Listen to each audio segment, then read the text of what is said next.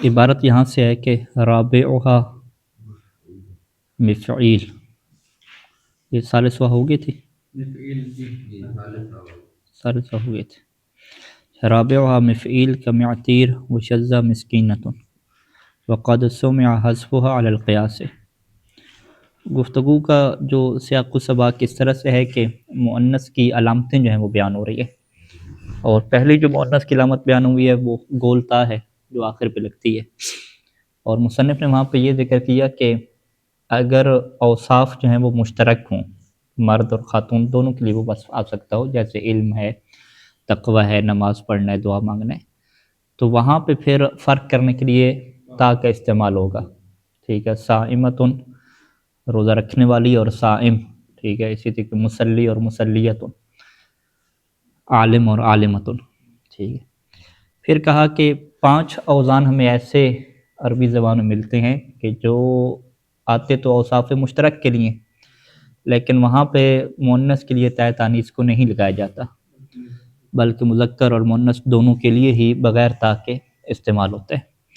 ان میں سے جو چوتھا وزن ہے وہ کون سا وزن ہے؟ مفعیل کا جو ہے وہ وزن ہے، کہ مفعیل کے وزن کے اوپر جو بھی اوصاف آئیں گے تو اس میں مذکر اور مؤنث کے فرق کے لیے تا نہیں لگائی جائے گی، یعنی وہی ایک کسی کا جو مذکر کا ہے وہ مؤنث کے لیے بھی استعمال ہوگا اور وہی کیا مذکر کے لیے بھی استعمال ہوگا۔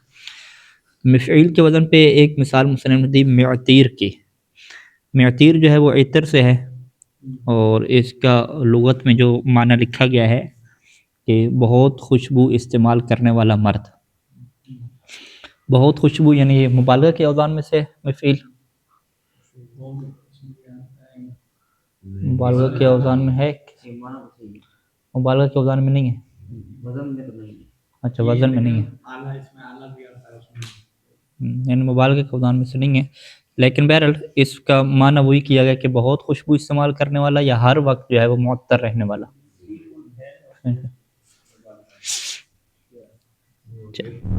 اچھا بہرحال یہ مبالغہ نہیں ہے، لیکن معنی یہی کیا جاتا ہے کہ جو بہت زیادہ عطر اور خوشبو لگا کے رکھتا ہے اسے معطیر جو ہے وہ کہتے ہیں۔ اچھا اگلا جو لفظ ہے ہمارے پاس مسکین کیا ہے؟ ٹھیک ہے، مسکین، تو مسکین کا معنی واضح ہے، وہ فقیر اور نادار جو ہوتا ہے۔ مسکین مفعیل کے وزن پہ ہے، تو اس میں بھی ہمارے پاس جو ہے وہ خاتون کے لیے بھی کیا ہے، مسکین لفظ بولنا چاہیے، لیکن مصنف کیا کہتے ہیں کہ خاتون کے لیے مسکینہ جو ہے وہ بولا جاتا ہے، مسکین اور مسکینہ۔ تو اس کا مطلب کیا ہو گیا؟ قانون ٹوٹ گیا، تو جیسے قانون ٹوٹے گا تو مصنف اس کو کس کھاتے میں ڈال دیں گے؟ شاذ کے کھاتے میں ڈال دیں گے، کہیں گے کہ وشذ مسکینۃ، یعنی جو مسکینہ بولا جاتا ہے یہ شاذ ہے، قیاس کیا ہوگا؟ مسکین ہوگا قانون کے مطابق۔ وقد سمع حذفها علی القیاس، یعنی فقط مسکینہ نہیں ہے بلکہ قد سمع حذفها علی القیاس، یہ جو مسکینہ کا لفظ ہے نا اسے سنا گیا ہے حذفها، یعنی اس میں تا کے حذف کو بھی کیا سنا گیا ہے علی القیاس، قانون کے مطابق۔ یعنی مصنف نے کہا ہے کہ کچھ قدیم عربی زبان کی ایسی مثالیں بھی ہمارے پاس موجود ہیں کہ جس میں خاتون کے لیے مسکین کا لفظ کیا یوز ہوا ہے، نہ کہ مسکینہ کا، تو لہٰذا ہم کیا کہہ سکتے ہیں کہ یہ قیاس کے مطابق بھی کیا ہمارے پاس موجود ہے۔ اچھا پانچواں جو وزن ہے وہ مفعل کا وزن ہے، اس کی مصنف نے ایک مثال دی ہے مغشم کی۔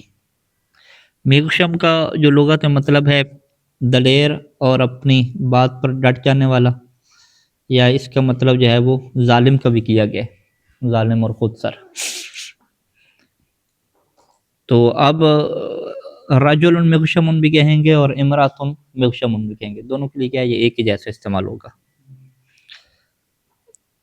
اچھا اگلا جو موضوع ابھی شروع کر رہے ہیں نیچے کہ قد تزاد التاء لتمییز الواحد من جنسہ، یعنی کبھی تا کو جو ہے وہ اضافہ کی جاتا ہے لیکن اس تا کا کردار جو ہے وہ تانیث کا نہیں ہوتا، ٹھیک ہے۔ تو یہاں سے مصنف اس بات کو واضح کر رہے ہیں کہ ابتدائی طالب علم یہ سمجھتے ہیں کہ جو تائے تانیث ہوتی ہے گول تا، یہ ہمیشہ جو ہے وہ مذکر اور مؤنث میں فرق ڈالنے کے لیے ہوتی ہے، اور اسی وجہ سے وہ تا کو کیا کہتے ہیں؟ تائے تانیث کہتے ہیں، لیکن اس تا کو ہم تائے تانیث نہیں کہیں گے، ہم کہیں گے کہ کبھی یہ تائے تانیث بنتی ہے اور کبھی نہیں بنتی، یعنی یہ ضربت کی تا کی طرح نہیں ہے کہ جسے تائے تانیث ساکنہ کہا جاتا ہے، بلکہ یہ جو گول تا ہے اس کی بہت ساری خصوصیات ہیں۔ اب بھی وہ اس کی ایک خصوصیت بیان کر رہے ہیں کہ جس میں اس کا مذکر اور مؤنث بنانے سے کوئی تعلق ہی نہیں ہوتا، بلکہ تا کا کس بات کے ساتھ تعلق ہوتا ہے؟ قد تزاد تاؤ، کبھی تا کا اضافہ کیا جاتا ہے، یعنی تا کو آخر پہ لگا دیا جاتا ہے، لتمییز الواحد من جنسی، تاکہ یہ واحد کو اس کی جنس یعنی اس کی جمع سے کیا کرے؟ الگ کر دے۔ تو تا کا پھر کردار کیا ہوگا؟ واحد کو بیان کرنے کے لیے، ٹھیک ہے، وہی جو اس میں مرہ میں نہیں لگتی فعلتن نتا، وہ بھی ایک کو بیان کرتی ہے نا۔ تو اسی طریقے سے بہت سے اسماء ہمارے پاس ہوں گے کہ جہاں پہ تا جو ہے وہ لگے گی اور وہ اس بات کی دلیل ہوگی کہ یہ ایک چیز مراد ہے، ایک سے زیادہ چیزیں مراد نہیں ہیں، یعنی یہ مطلب نہیں ہوگا کہ وہ ایک چیز مؤنث ہے، مؤنث اور مذکر کا اس سے کوئی لینا دینا نہیں ہوگا۔ اب یہاں پہ مصنف کچھ عربی زبان کی مثالیں ہمارے سامنے رکھ رہے ہیں۔ پہلی مثال انہوں نے رکھی کہ لبن اور لبنہ کی، یعنی لبن جب آپ لغت میں دیکھیں گے تو لبن کا مطلب آپ کو جمع کی شکل میں ملے گا، یعنی لبن کا مطلب کیا ہوگا؟ مٹی کی کچی اینٹیں، ٹھیک ہے، یہ القاموس والے نے لکھا کہ مٹی کی کچی اینٹیں کو وہ کیا لکھیں گے؟ جمع لکھ رہے ہیں، اور اس کا واحد وہ کیا لکھیں گے؟ واحد وہ کیا لکھیں گے؟ لبنتن، ہاں، یعنی یہ بالکل الٹ ہو گیا، یعنی ہمیں کیا لگتا ہے کہ بھی لبنتن کو جو ہے وہ ہاں ٹھیک ہے، ٹھیک ہو گیا، ہاں اسی قانون کے مطابق لبنتن اور لبنن، ہاں یہی ایسی ہے، ایسی ہی چلتا ہے عربی میں۔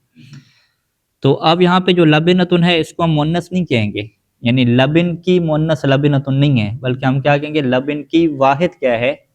لبنتن ہے، ایک اینٹ، ایک اینٹ ہے۔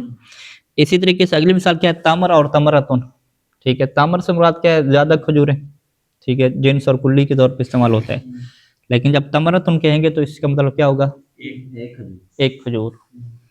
نہیں، دونوں کا معنی ایک ہی، نمل اور یا تمر اور تمرہ، نہیں فرق ہے نا، نمل تمر جو ہے وہ زیادہ کھجوریں جمع کے طور پہ استعمال ہوگا، اور تمرہ ایک کھجور کے لیے۔ اچھا، تیسری مثال نمل اور نملہ کی۔ نمل کیا ہے؟ ایک سے زیادہ چونٹیاں، اور نملہ کیا ہے؟ ایک چونٹی، ٹھیک ہو۔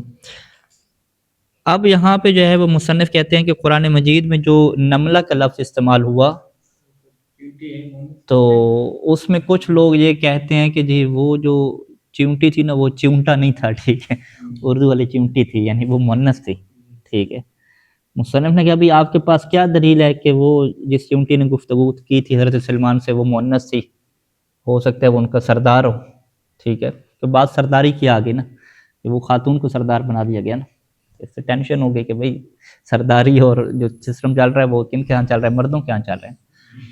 تو انہوں نے کہا بھی آپ کے پاس کیا دلیل ہے کہ وہ جو ہے وہ مؤنث تھی، ٹھیک ہے، تاکہ آپ دعویٰ کریں کہ دیکھو جی چیونٹیوں کی سرداری بھی کون کر رہی ہے؟ ایک عورت کر رہی ہے، ٹھیک ہے، مؤنث کر رہی ہے۔ تو انہوں نے کیا دلیل دی؟ بھی دیکھو اس کے آخر پہ کیا گولتا لگی ہوئی ہے، گولتا کس کے لیے آتی ہے؟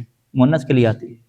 مصنف کیا کہیں گے؟ بھی گولتا ایک کو بیان کرنے کے لیے یہاں پہ آ رہی ہے، کیونکہ اس کی جو جمع کے طور پہ جو لفظ استعمال ہوتا ہے وہ نمل استعمال ہوتا ہے، اور جب تا لگائیں گے تو اسے ایک مراد ہوگا۔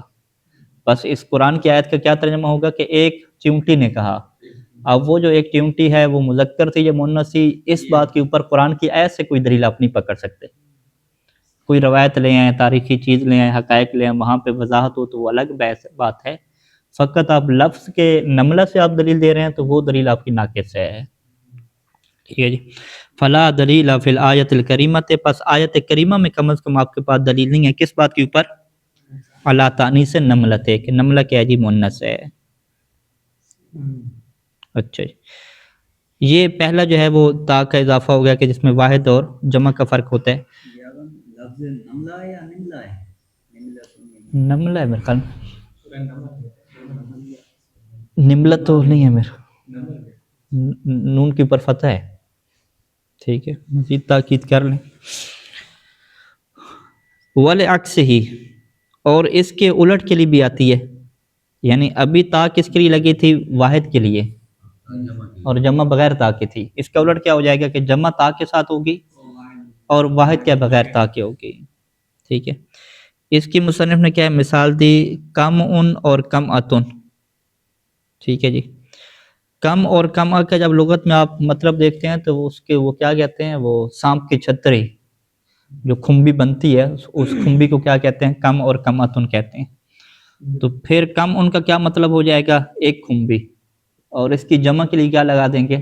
تا لگا دیں گے، کم اتن زیادہ جائے خنبیاں، خنبیاں، دو معنی ہو گئے۔ تیسرا جو تا کا معنی ہے وللمبالغۃ، کہ تا جو ہے وہ کس کے لیے آتی ہے؟ مبالغہ کے لیے آتی ہے، یعنی مذکر مؤنث نہیں بنانے کے لیے آتی ہے بلکہ مبالغہ کو کیا پیدا کرتی ہے۔ جیسے کہ راویۃ لفظ ہے، راوی کسے کہتے ہیں؟ جو حدیث کو نقل کرنے والے، بیان کرنے والے، اور راویہ کیا ہے؟ وہ مؤنث کو نہیں کہیں گے، بہت زیادہ کیا نقل کرنے والا۔ یعنی شروع میں نجف کے ہمارے دن تھے اور علم رجال کے درس میں جاتے تھے، تو ہمارے استاد جو ہے نا وہ بیان کر رہے ہوتے تھے کہ یہ جو راویۃ الحدیث ہے یہ سکہ ہے سکہ نہیں، اور راویہ کہہ رہے ہوتے، تو ہم حیران ہوتے تھے یار یہ راویہ کوئی تو مؤنث تھوڑی ہے، راوی ہے، اس سیدھا سیدھا راوی کو راویہ کیوں کہہ رہے ہیں؟ ٹھیک ہے تو پھر بعد میں پتہ چلا کہ راویہ وہ جو ہے مبالغہ کے طور پہ کہہ رہے ہیں کہ یہ فقط جو ہے وہ ایک دو حدیثیں نقل نہیں کرتا، اس کا کام جو ہے وہ یہی ہے، جیسے علامہ ہاں راویۃ الحدیث ہے، ٹھیک ہے۔ تو لہٰذا جو راویہ ہے اس سے یہ مراد نہ نہیں کہ بھئی خواتین جو ہیں وہ راوی آ گئی ہیں اور ان کے بارے میں بحث ہوئی ہے، خواتین بھی راوی ہیں، لیکن یہاں پہ جو راویہ کا لفظ لگتا ہے عام طور پہ استعمال ہوتا ہے وہ مرد کے لیے استعمال ہوتا ہے۔ اچھا، چوتھا معنی وَلِزِیَادَتِهَا، کہ تا لگائی جائے گی مبالغہ کے لیے نہیں بلکہ مبالغہ پہلے سے ہوگا، بلکہ کس کے لیے ہوگی؟ لِزِیَادَتِهَا، لِزِیَادَتِ الْمُبَالَغَةِ، مبالغہ کو مزید زیادہ کر دینا، مبالغہ در مبالغہ۔ لیکن راوی میں تو مبالغہ بعد میں، پہلے تو نہیں رہتا۔ ہاں راوی میں کیا ہے؟ پہلے مبالغہ تھا ہی نہیں، تا نے کیا کردار ادا کیا؟ مبالغہ کا۔ لیکن اگر ایسی مثال ہو کہ پہلے سے ہی مبالغہ ہو، ہاں جیسے عالم میں مبالغہ نہیں ہے، علام میں مبالغہ ہے، علام کے اوپر جب تا لگائیں گے تو یہ مبالغہ کے اوپر کیا اضافہ ہو جائے گا؟ علامتن، ٹھیک ہے، ڈبل مبالغہ جیسے آپ کہہ رہے ہیں، جیسے جو ہے وہ علامتن ہو گیا، ٹھیک ہے۔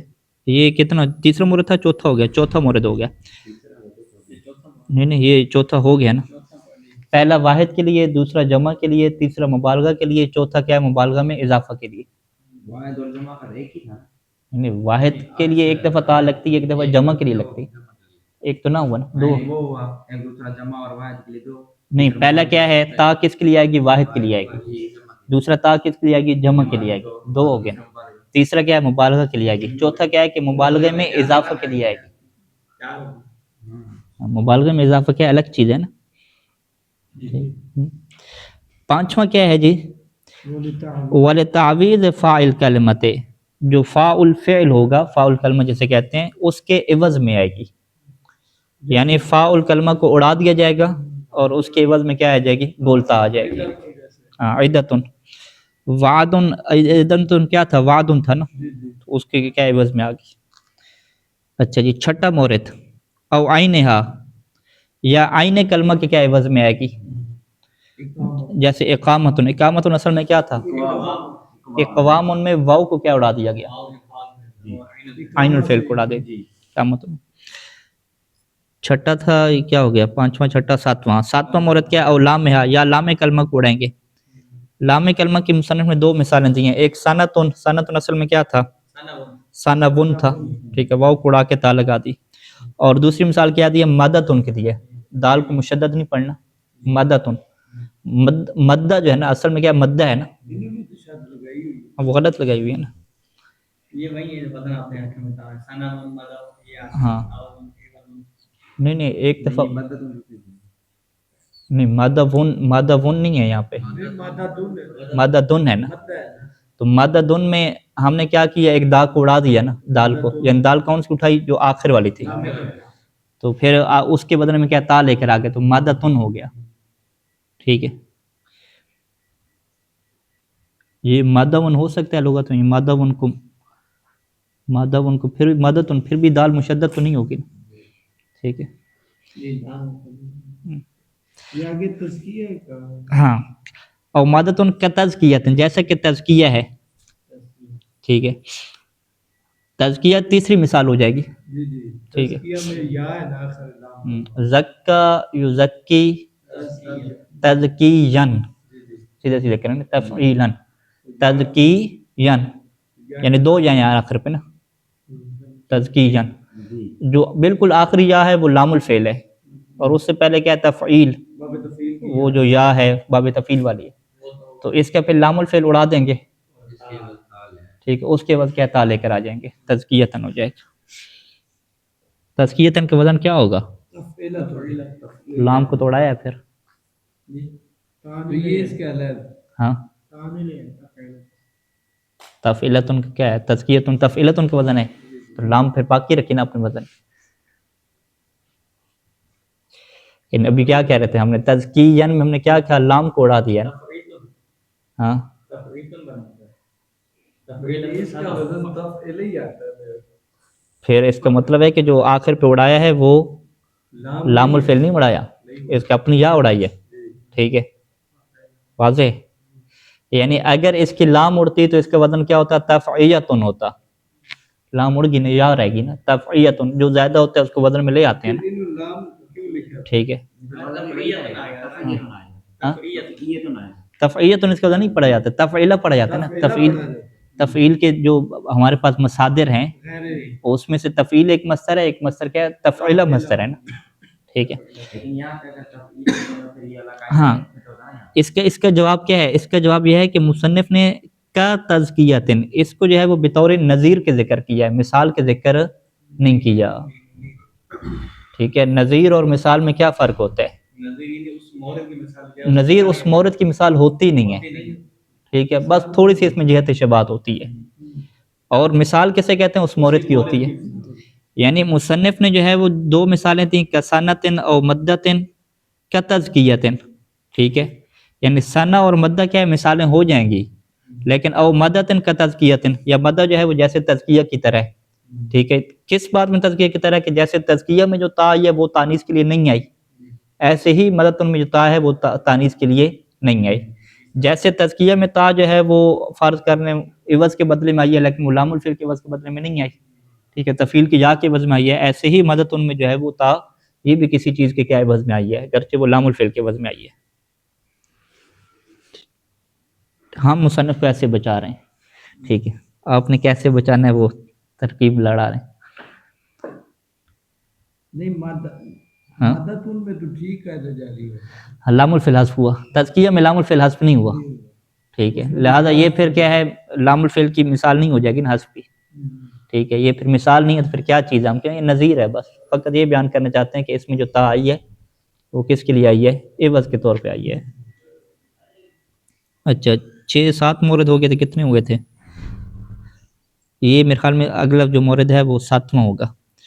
وَلِتَعْرِيبِ الْعَجَمِيِّ، تا کس کے لیے آتی ہے؟ عجمی کی تعریب کے لیے۔ تعریب کسے کہتے ہیں؟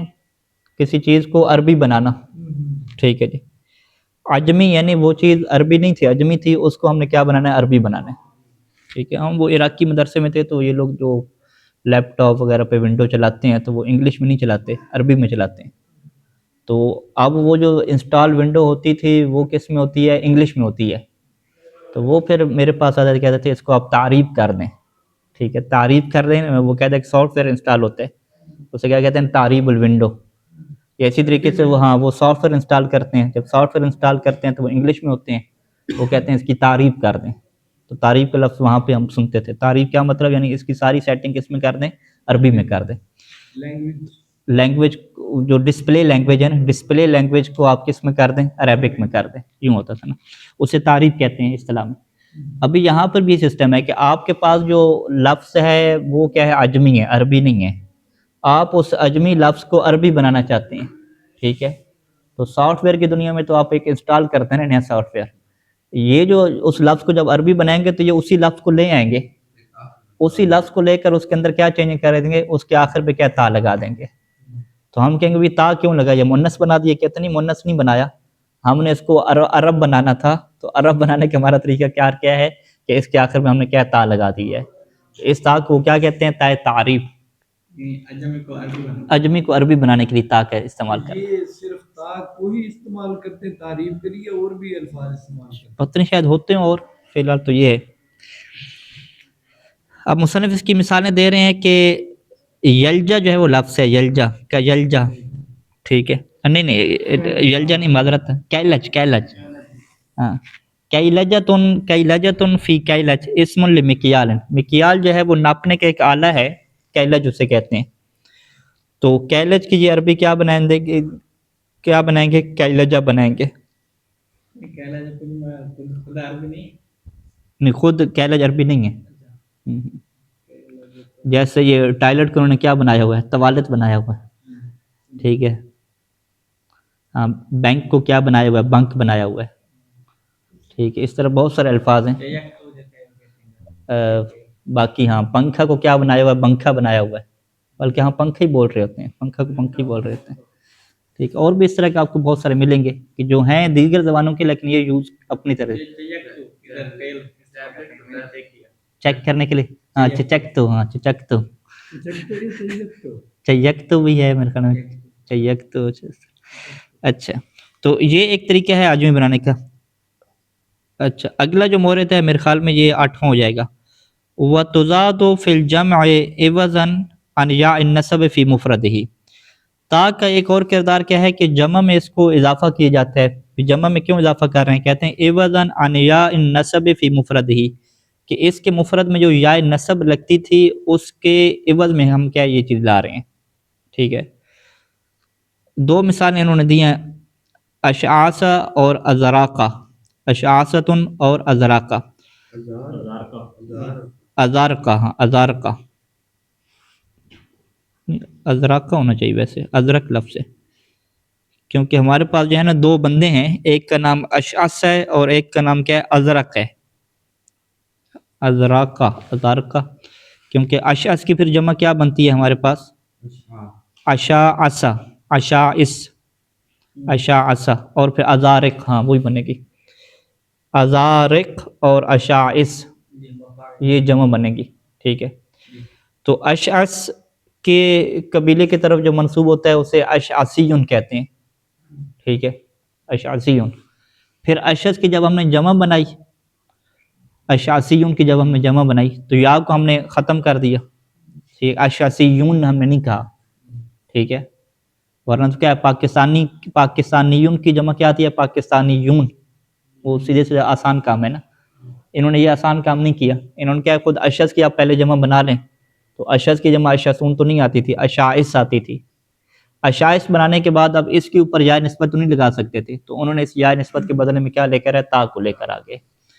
تو لفظ کیا بن گیا؟ اشاعث بن گیا. اسی طریقے سے کیا ہے؟ ازارقہ کی بھی کیا ہے؟ تفصیل ہو جائے گی.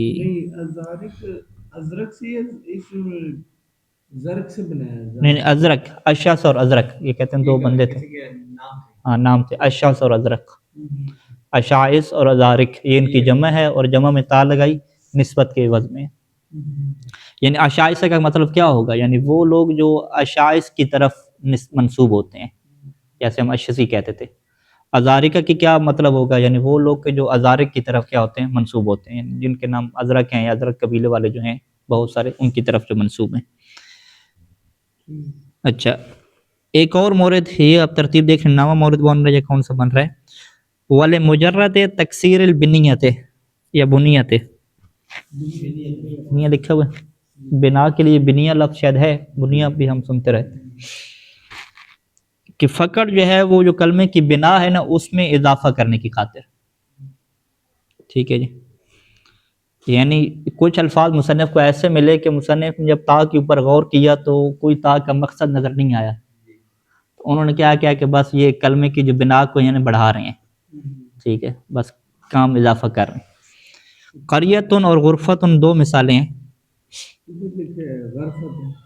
غرفتن بھی استعمال ہوتا ہے، غرفہ بھی استعمال ہوتا ہے. ٹھیک ہے. غرفہ کسی اور معنی میں، میں دیکھ رہا تھا لغت میں، کمرے کے معنی میں نہیں ہے، کوئی اور معنی ہے اس کا. ٹھیک ہے. تو قریہ اور غرفہ میں جو تا ہے یہ کس کے لیے آئی ہے؟ ٹھیک ہے. تو یہاں پہ کوئی وجہ نہیں تکثیر ہوئی، تو اس کا مصنف نے کیا نام رکھ دیا؟ لتکثیر البنیت، کہ یہ جو بنا ہے نا اس کی، اس میں اضافہ کے لیے آئی ہے. فقط مجرد کہا، لمجرد، فقط اضافے کے لیے. مجرد کیا مطلب؟ فقط اضافے نہیں، کوئی معنی وغیرہ میں یا عوض یا کوئی واحد جمع کا فرق، مذکر مؤنث کا فرق کچھ بھی نہیں ہے. فقط یہ ہے کہ لفظ کیا ہے؟ غرف تھا فرض کریں تو اسے غرفتن بنا دیا. ہاں بلکہ ہاں غرفہ میں فرق ہوگا. ٹھیک ہے. ٹھیک ہے. یہ لفظ جو غرفہ لکھا ہے نا فتح کے ساتھ، کیونکہ مجھے جو یاد پڑتا ہے کہ لغت میں جو غرف ہے وہ بہت سارے کمروں کے لیے آتے ہیں، جمعہ کے لیے، اور واحد کے لیے کیا آتا ہے؟ غرفتن آتا ہے۔ لہٰذا غرفتن میں جو تا ہے نا وہ واحد کے لیے ہوگی، جیسے وہ لبن اور لبنتن میں تھی، ٹھیک ہے۔ لیکن جو غرفہ ہے اس کو پھر آپ دیکھیں لغت میں، تو اس میں جو تا آئی ہے نا یہ فقط کلمے میں بڑھانے کے لیے، زیادتی کے لیے آئی ہے، بس یہ کوئی واحد جمع کے لیے نہیں آئی ہے، ٹھیک ہے۔ لہٰذا جو ہے اس کا وہ معنی دیکھنا، جیسے قریتن ہے، ٹھیک ہے، قریتن جو ہے وہ گاؤں کے لیے ہے، یا قریتن لفظ ہوگا، ٹھیک ہے۔ تو ان دو لفظوں کے بارے آپ تحقیق کر لیں، اگر آپ کو لغت میں یہ ملیں کہ ان کا جمع ہے اور یہ پھر واحد کے لیے بولا جا رہا ہے، پھر تو آپ اس کو اس کھاتے میں ڈال دیں گے کہ یہ واحد اور جمع میں فرق کے لیے آ رہی ہے۔ اور اگر آپ جو ہے وہ اس طرح آپ کو نہیں ملتا، ٹھیک ہے، جمع اور واحد کے معنی میں کوئی فرق آپ کو نظر نہیں آتا، پھر آپ اس کو اسی جگہ پہ لے کر آئیں گے کہ یہ فقط جو ہے وہ بنا میں اضافے کے لیے آئی ہے۔ اچھا، آخری مورد، او للالحاق بمفرد، کہ تا لگائی جاتی ہے تاکہ اس جمع کو آپ مفرد کے ساتھ ملحق کر دیں، یعنی وہ اسم ہے خود جمع، ادھر کا الگ غرفہ تو پانی وغیرہ کا چولہا، ہر پانی غرفہ غرفہ نہیں، ادھر غرفہ کا مطلب لکھا ہوا ہے، غرفن کا مطلب ہے کاٹنا، موڑنا، لکڑی وغیرہ کو اچھا غرفہ غرفہ کا مطلب، ہاں پھر وہی ہو جائے گا، کاٹنا توڑنا، جو لکڑی وغیرہ توڑنا، یعنی مستر ہے، غرفہ تو جو ہے مستر ہو گیا، اضافی ہے اب مستر میں جو تا لگائی ہے یہ کسی چیز کے عوض میں تو ہے نہیں، ٹھیک ہے، بطور تو یہ ہم کیا کہیں گے؟ اضافی ہے، بس ایک تا اضافی زیادہ لگی ہوئی ہے اس کے اوپر، تو یہ ٹھیک ہو گئے غرفت۔ اچھا، الحاق پہ مفرد ان کا کیا مطلب ہے؟ کہ ہے خود جمع لیکن تا لگانے کے ساتھ اس کی شکل کیا بنا دی ہے؟ مفرد والی بنا دی ہے۔ مثال دی مصنف نے سیارفہ کی، کہتے ہیں کہ اس کی جو مفرد ہے وہ سیرف ہے، سیرف کو جو ہے وہ اردو میں صراف بھی کہتے ہیں، عربی میں صراف کہتے ہیں، ایک اور نام ہے سیرف، کیسے کہتے ہیں؟ منی چینجر، یہ جو نوٹ چینج کر کے دیتے ہیں، صرفی جسے ہم کہتے ہیں نسبت، ٹھیک ہے۔ تو سیرف کی جمع کیا آتی ہے؟ سیارف آتی ہے، اور اسی سیارف کے اوپر پھر تا لگا دی جاتی ہے، سیارفتن کر دیا جاتا ہے۔ اسم اور اشیاء اس میں کیا فرق ہے؟ ہاں، اسم اور اشیاء اس میں فرق کیا رہا؟ اشیاء تو وہ نسبت کے لیے ہے نا، یا نسبت کے ہاں، یعنی یہ ایسا نہیں تھا کہ سیرفیون کی ہم نے کیا جمع بنائی، سیارف، سیرفیوں کی جمع نہیں بنائی ہم نے، خود سیرف کی بنائی، سیرف، ٹھیک ہے، وہ جو سکے چینج کرنے والا بندہ تھا، نوٹ چینج کرنے والا، اس کی ہم نے جمع بنائی سیارف۔ سیارف جمع بنا کے ہم نے کہا کہ سیارف کو جو ہے وہ مفرد کے ساتھ ملحق کریں تاکہ اس کے احکام مفرد والے آ جائیں اور شکل و صورت مفرد والی بن جائے، تو اس کے اوپر کیا لگا دی؟ تا لگا دی، یعنی سیارفہ کی پھر شکل کیا بن گئی؟ للحاق بکراہیت، تاکہ اسے جو ہے وہ کراہیت کے ساتھ کیا ملحق کر دیں، کراہیت جو ہے وہ مفرد ہے، جمع نہیں ہے، تو ایسی جو ہے وہ سیارفتن میں بھی ہم کیا کہیں گے کہ اس کی تا جو ہے وہ اسی مفرد کو کیا بیان کرتی ہے۔ اچھا، یہ جو ہے وہ پہلی علامت تا کی تھی، اور اس میں مصنف نے جو ہے وہ 3 سٹیپ میں کیا گفتگو کی تھی کہ تا جو ہے وہ مذکر و مؤنث کے لیے فرق میں آتی ہے اوصاف مشترکہ میں۔ دوسرا نقطہ یہ بیان کیا کہ جو اوصاف مختصہ ہوں گے وہاں پہ تا نہیں لگے گی۔ تیسرا نقطہ یہ بیان کیا کہ اوصاف مشترکہ میں 5 اوزان ہمارے پاس ایسے ہیں کہ جہاں پہ کیا ہوتا ہے جی؟ تا نہیں لگتی، تا لگتی نہیں، ٹھیک ہے، ہاں۔ اور چوتھا نقطہ جو ابھی آج کے درس میں پڑھا ہم نے کہ تا کو جو ہے وہ تانیث کے علاوہ بھی بہت ساری جگہوں پہ کیا استعمال کیا جاتا ہے۔ اچھا، اگلی جو علامت ہے، دوسری علامت، العلامۃ الثانیہ الالف، دوسری علامت کس کی؟ مؤنث کی۔ مؤنث کی دوسری علامت کیا ہے؟ الف ہے۔ الف کی ہمارے پاس 2 قسمیں ہیں، ایک کو ہم الف مقصورہ کہتے ہیں، ایک کو الف ممدودہ کہتے ہیں۔ مصنف جو ہے وہ ان کے نئے نام رکھ رہے ہیں۔ الف مقصورہ کا مصنف نے نام رکھا اکیلی الف، الف ممدودہ کا نام کیا رکھا؟ 2 الفیں، ٹھیک ہے، اور کہا کہ یہ دوسری الف ہے نا یہ حمزہ میں کنورٹ ہو گئی ہے، تھی پہلے الف ہی، ٹھیک ہے۔ وہی قسمان، الف کی 2 قسمیں، پہلی کیا ہے؟ مفردتن، مفردتن کیا مطلب؟ ایک الف۔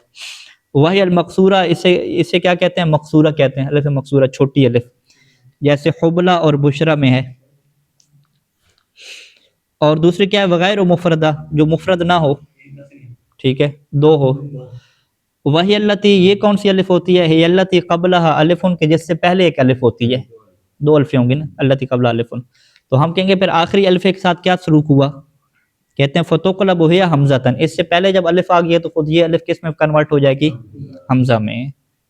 اس کا نام نہیں لکھا ممدودہ کا بارہ، کحمراء وعذراء، ٹھیک ہے. تو اس کو کیا کہتے ہیں؟ الف ممدودہ کہتے ہیں.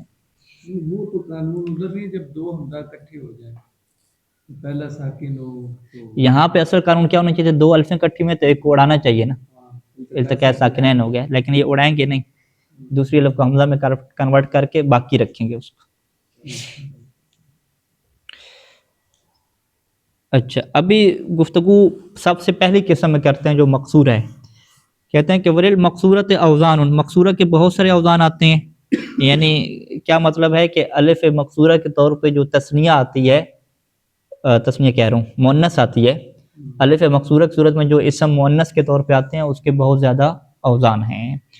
ان اوزان میں سے کیا کچھ کو ذکر کر رہے ہیں. سب سے پہلا وزن جو ہے وہ فعلا کا ہے، ٹھیک ہے. فعلا یعنی بضم ففتح، پہلے نمبر پہ ضمہ پھر کیا فتح. جیسے اوربا ہے، ٹھیک ہے. اوربا کا معنی مسلم نے کیا کیا؟ للداہیت، داہیہ کو کیا کہتے ہیں؟ اوربا کہتے ہیں.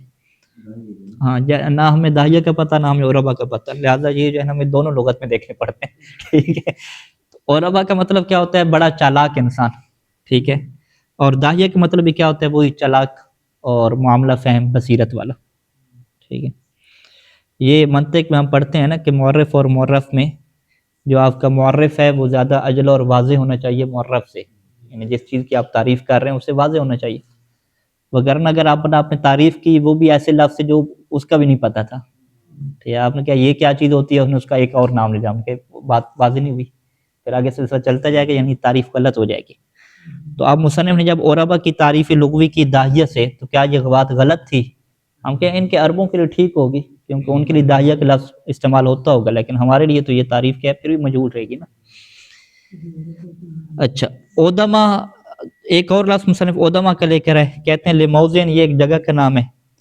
ایک اور لفظ شعبہ لے کر ہے، وقضا شعبہ، اسی طریقے شعبہ بھی جو ہے وہ ایک جگہ کا نام ہے. یہ سارے کیا مؤنث استعمال ہوتے ہیں. قال جریر عبدا حل فی شعبہ غریبا لؤما لا ابن لک واقترابا. عبدا حل فی شعبہ غریبا، کیا جو ہے وہ ایک غلام ہے جو ٹھہر گیا ہے شعبہ میں، شعبہ یعنی اس کا جو علاقہ تھا وہاں پہ ٹھہر گیا، غریباً یعنی ایک پردیسی بن کے، ٹھیک ہے. لؤما لا ابن لک، کیا تمہارے لیے مذمت ہے، تمہارا کیا کوئی باپ نہ ہو، واقترابا، اور تم کیا ہے اس پردیسی کو اختیار کر رہے ہو. یہ اس کا کیا ایک قسم کا لفظی معنی ملتا ہے. شاہد مثال کیا ہے؟ حل فی شعبہ، ٹھیک ہے. یہاں پہ غلط لکھا ہوا ہے، یا کے نیچے دو نقطے نہیں ہونے چاہیے، ٹھیک ہے. حل فی شعبہ کیا مطلب کہ وہ شعبہ میں ٹھہر گیا. ہاں، عین ساکن بھی نہیں ہونا چاہیے، فعلا کے وزن پہ ہونا چاہیے، شعبہ. اس کے اندر کیا غلطی ہے لکھنے. شعبہ یہ شاید مثال ہے. ہاں، شعبہ شاید مثال، حل فی یعنی شعبہ کے لیے شاید مثال کیا دینا چاہتے ہیں کہ شعبہ جو ہے وہ جگہ کا نام ہے، کیونکہ لفظ حلہ آیا، حلہ فی مکان استعمال ہوتا ہے کہ فلاں جگہ پہ ٹھہر گیا، فلاں جگہ پہ حلول کر گیا، ٹھیک ہے، وہ ہے. اچھا، ایک اور لفظ پڑھ لیتے ہیں پھر ختم کرتے ہیں. وفعلا بضم فسکون، فعلا دوسرا وزن ہے یعنی ضمہ ہے، دوسرے نمبر ساکن آ جائے گی. اس کا ایک لفظ بہما کا نکال کے لیا ہے، لنبتن جو جڑی بوٹی کو کہتے ہیں. حبلہ جو ہے وہ صفت ہے، وہی حامل ہونے کے معنی میں ہے. اور بشرا جو ہے یہ مصدر کے طور پہ کیا استعمال ہوتا ہے. صلی اللہ علی محمد و آلہ اجمعین.